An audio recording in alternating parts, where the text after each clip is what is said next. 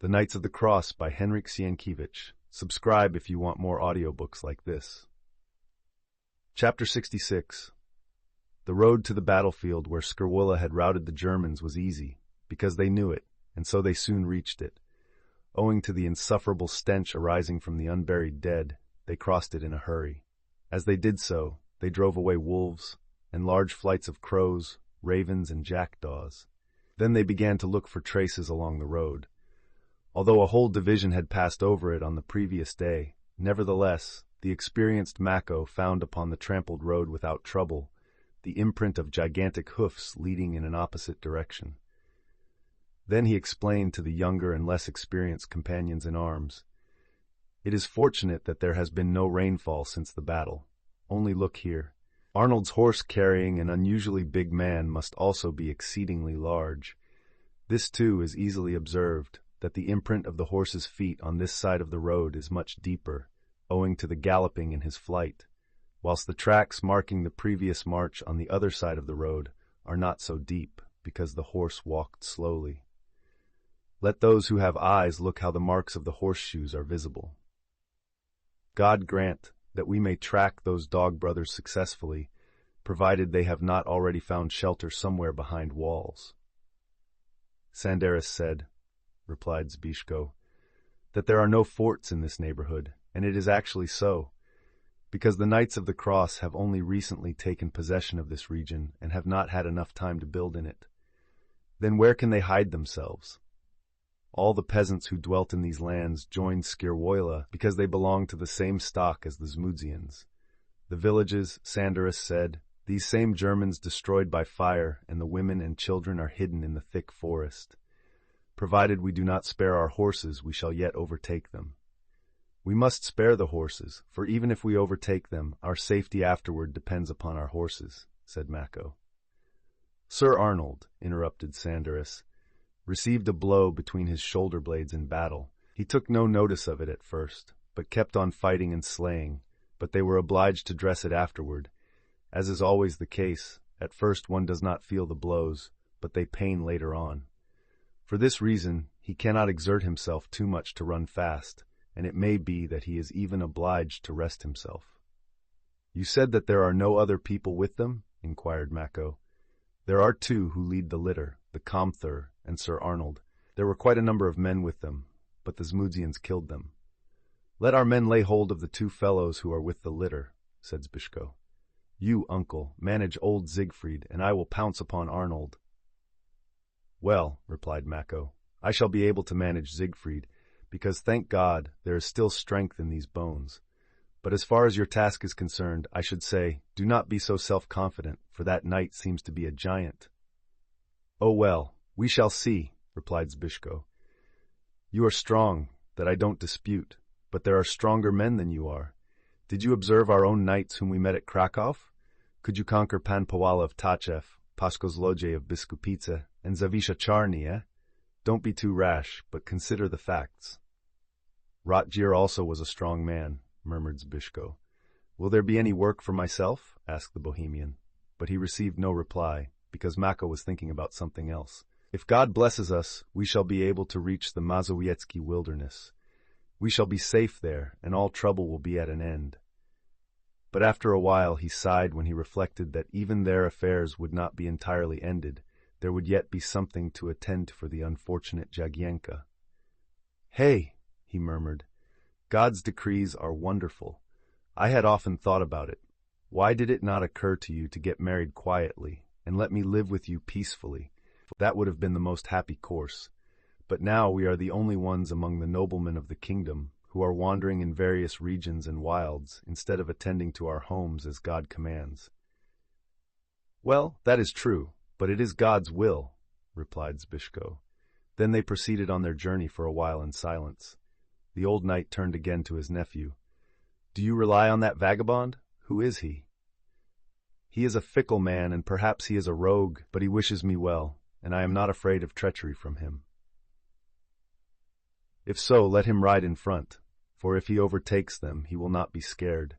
Let him tell them that he is fleeing from captivity, and they will easily believe him. This is the best way, because if they chanced to see us, they might evade us and hide themselves, or have time enough to prepare for defense. He is afraid and will not travel by himself at night, replied Zbyszko. But during the daytime I am sure that plan is the best one to adopt. I will tell him to stop and wait for us 3 times during the day. If we do not find him at the appointed places, then it will be a sign that he is already with them, and following up his tracks we will fall upon them unexpectedly. But will he not warn them? No. He is more friendly to me than to them. I will also tell him that when we surprise them, we will also bind him, so that he may escape their revenge later on. Let him not recognize us at all. Do you intend to preserve those fellows alive? How else should it be? Replied Zbyszko, somewhat anxiously. You see, if it were in our country, at home in Mazowsza, we would challenge them, as I challenged Rotgear, to mortal combat, but this cannot be here in their own country. What concerns us here is Danuska and speed. In order to avoid trouble, all must be done quietly. Afterward, we will do as you said, and push on as fast as our horses can go to the wilds of Mazowsza. But attacking them unexpectedly, we might find them unarmed, yes, even without their swords. Then how could we kill them? I am afraid of reproach. We are now both of us belted knights, so are they. It is so, said Mako, yet it may lead to an encounter. But Zbyszko contracted his brow, and in his face was depicted that determination so characteristic of the looks of the men of Bogdaniec, for at that moment he looked as if he were Mako's own son. What I should also like, he said in low tones, is to have that bloody dog Siegfried crushed under Duran's feet. May God grant it! Grant it, God! Grant it! Immediately repeated Mako. Whilst conversing, they covered a considerable stretch of the road until nightfall. It was a starry night, but there was no moon. They were obliged to halt the horses, breathe, and refresh the men with food and sleep. Zbyszko informed Sandaris before resting that he was to proceed in front in the morning. Sandaris willingly assented, but reserved to himself, in case of an attack by wolves or people, the right to run back to Zbyszko. He also asked him for permission to make 4 stations instead of 3, because in solitude fear always took hold of him, even in pious countries. How much more so in such an abominable wilderness as the one where they found themselves now? When they had refreshed themselves with food, they lay down to sleep upon skins near a small campfire, which they built about half a furlong from the road. The servants alternately guarded the horses which, after they were fed, rolled upon the ground and then slept, resting their heads upon each other's necks. But no sooner did the first ray illuminate the woods with a silvery hue, than Zbyszko arose and awoke the others, and at dawn they continued their march. The tracks of the hoofs of Arnold's immense stallion were easily recovered, because the usual muddy ground had dried up from drought. Sandaris went on ahead and soon disappeared. Nevertheless, they found him about halfway between sunrise and noon, at the waiting place. He told them that he had not seen any living soul, only one large aurochs, but was not scared and did not run away, because the animal got out of his way. But he declared that shortly before he had seen a peasant beekeeper, but had not detained him, for fear that in the depths of the forest there might be more of them. He had attempted to question him, but they had not been able to make themselves understood. As time went by, Zbyszko became somewhat troubled. "What will happen," he said, "if I arrive in the higher and drier region, where, owing to the hard, dry road, the traces of the fugitives will be lost? Or, if the pursuit shall last too long and lead to an inhabited region where the people have long since accustomed themselves to the servitude of the Knights of the Cross? An attack and capture of Danusia by them is more than probable, because, although Arnold and Siegfried did not erect forts or fortify their towns, the inhabitants would surely take their part." Happily that fear turned out to be groundless, because they did not find Sandaris at the appointed second post, but found instead an incision in the form of a cross, apparently newly cut into the bark of an adjacent pine tree. They looked at each other and their hearts began to beat faster. Mako and Zbyszko immediately dismounted, in order to discover the tracks upon the ground. They examined carefully, but it did not last long, because they were plainly discernible. Sandaris had apparently deviated from the road into the forest, and followed the prints of the huge horse hoofs, which, owing to the dry condition of the turfy soil, were not so deeply impressed, but sufficiently visible. The heavy horse disturbed at every step the pine needles which were blackened at the margins of the impressions. Other marks did not escape Zbyszko's keen sight. Then he and Mako mounted their horses, and, together with the Bohemian, silently began taking counsel as though the enemy were quite near them. The Bohemian's advice was that they should advance on foot at once, but they did not agree to that because they did not know the distance they would have to traverse in the woods. The footmen, however, had to proceed carefully in advance and signal in case something occurred so that they might be in readiness. They moved onward among the woods in some trepidation, and another incision upon a pine tree assured them that they had not lost Sandaras's tracks. Very soon they also discovered a path showing that people frequently passed that way, and they were convinced that they were in the neighborhood of some forest habitation, and within it was the object of their search. The sun was getting low, and shed a golden hue upon the trees of the forest. The evening promised to be serene. Silence reigned in the woods because beast and birds had retired to rest. Only here and there, among the little top branches of the trees, squirrels moved to and fro, looking quite red in the last beams of the sun. Zbyszko, Mako, the Bohemian, and the attendants closely followed each other, knowing that their men were considerably in advance and would warn them in proper time. The old knight spoke to his nephew in not very subdued tones. "Let us calculate from the sun," he said. "From the last station to the place where we found the first incision, we covered a great distance. According to Krakow time, it would be about 3 hours. Then Sandaras must be by this time among them, and has had time enough to tell them his adventure, provided he has not betrayed us." "He has not betrayed us," replied Zbyszko. "Provided they believe him," continued Mako. "If they do not, then it will be bad for him." "But why should they not believe him? Do they know of us? Him they know? It often happens that prisoners escape from captivity. But what concerns me is this. If he told them that he ran away, they might fear he would be pursued, and they would move on at once.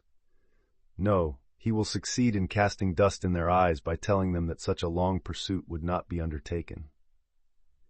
They were silent for a while. Then it seemed to Mako that Zbyszko was whispering to him. He turned and asked, "What do you say?" But Zbyszko had said nothing to Mako, but looking upward said, "Only if God would favor Danuska and the courageous enterprise in her behalf."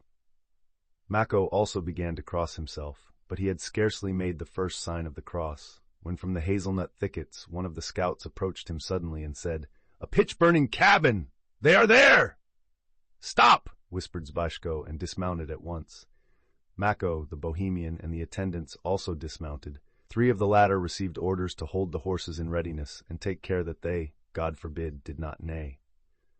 "I left 5 men," said Mako. "There will be the 2 attendants and Sandaras, whom we shall bind in a moment, and, should anyone show fight, then at his head." Then they advanced, and, as they moved on, Zbyszko said to his uncle, "You take the old man Siegfried, and I, Arnold." "Only take care," replied Mako. Then he beckoned to the Bohemian, reminding him to be ready at a moment's notice to be on hand to assist his master.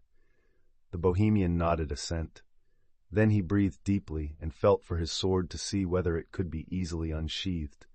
But Zbyszko observed it and said, "No, I command you to hasten at once to the litter and not move from it for a single moment whilst the fight is going on." They went quickly but silently through the hazelnut thickets. But they had not gone far, when at a distance of not quite 2 furlongs, the growth ceased suddenly, revealing a small field upon which were extinguished pitch-burning heaps, and 2 earthen shanties, or huts, where the pitch-burners had dwelt before the war. The setting sun brightly illuminated the lawn, the pitch-burning heaps, and the 2 detached shanties, in front of one of which the 2 knights were sitting upon the ground, and in front of the other were Sandaras and a bearded, red-headed fellow. These 2 were occupied in polishing the coats of mail with rags.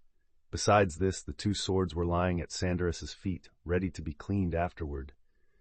"Look," said Mako, forcibly grasping Zbyszko's arm to detain him if possible for another moment. "He has taken the coats of mail and swords purposely. Well, that one with the grey head must be—" "Forward!" suddenly shouted Zbyszko. And like a whirlwind he rushed into the clearing. The others did the same, but they only succeeded in reaching Sandarus. The terrible Mako caught hold of old Siegfried by the breast, bent him backward, and in a moment held him under him. Zbyszko and Arnold grasped each other like two hawks, with their arms intertwined, and began to struggle fiercely with each other. The bearded German, who was with Sandarus, sprang toward the sword, but he did not use it. Wit, Mako's servant, struck him with the back of his axe and stretched him upon the ground. Then they began to bind Sandarus, according to Mako's order. But he, although he well knew that it was so arranged beforehand, began to bellow as terribly as a yearling calf whose throat is being cut by the butcher's knife. But Zbyszko, though so strong that he could squeeze a branch of a tree and cause the sap to run out, felt that he was not grasped by human hands, but was in the hug of a bear. He also felt that if it were not for the cost of mail which he had on, in case of having to fight with the sword, the German giant would have crushed his ribs, and perhaps the spinal column too. The young knight lifted him a little from the ground, but Arnold lifted him up higher still, and gathering all his strength, he tried to throw him to the ground so that he might not be able to rise again. But Zbyszko also clutched him with such terrible force that blood issued from the German's eyes. Then he crooked his leg between Arnold's knees, bent him sideways, and struck him in the hollow of the knee, which threw him to the ground. In reality, both fell to the ground, the young knight underneath. But at the same moment, Mako, who was observing all this, threw the half-doubled-up Siegfried into the hands of an attendant, and rushed toward the prostrate fighters, and in the twinkling of an eye he had bound the feet of Arnold with a belt. Then he jumped, and sat down upon him as upon a wild boar, took the misericordia from his side, and plunged it deep into his throat. Arnold screamed horribly, and his hands involuntarily withdrew from Zbyszko's sides. Then he began to moan, not only with the pain of the wound, but he also felt an indescribable pain in his back, where he had received a blow from a club in his previous fight with Skierwalla. Mako grasped him with both hands and dragged him off Zbyszko, and Zbyszko got up from the ground and sat down. He tried to stand up but could not. He sat thus without being able to rise for some time. His face was pale and covered with perspiration. His eyes were bloodshot and his lips were blue, and he looked in front of him as though half dazed. "What is the matter?" asked Mako in alarm. "Nothing, but I am very tired. Help me to get up." Mako put his hands under Zbyszko's arms and lifted him up at once. "Can you stand?" "I can." "Do you feel pain?" "Nothing, but I am short of breath." Meanwhile the Bohemian, seeing apparently that the struggle in the farmyard was all over, appeared in front of the hut, dragging the woman's servant of the order by the neck. At that sight, Zbyszko forgot his fatigue, his strength returned to him at once, and he rushed to the hut as though he had never struggled with the terrible Arnold. "Danuska! Danuska!" cried Zbyszko, but no answer came. "Danuska! Danuska!" he repeated. Then he remained silent. It was dark within, for that reason he could see nothing at first. But instead he heard, proceeding from behind the stones which were heaped up behind the fireplace, a quick and audible panting like that of a little animal hiding. "Danuska! For God's sake! It is I, Zbyszko!" Then he observed in the darkness, her eyes wide open, terrified and bewildered. He rushed toward her and pressed her in his arms, but she did not entirely recognize him, and tore herself away from his embrace, and began to repeat in a subdued whisper, "I am afraid, I am afraid, I am afraid." End of Part 7th. Part 8th. Remember to subscribe.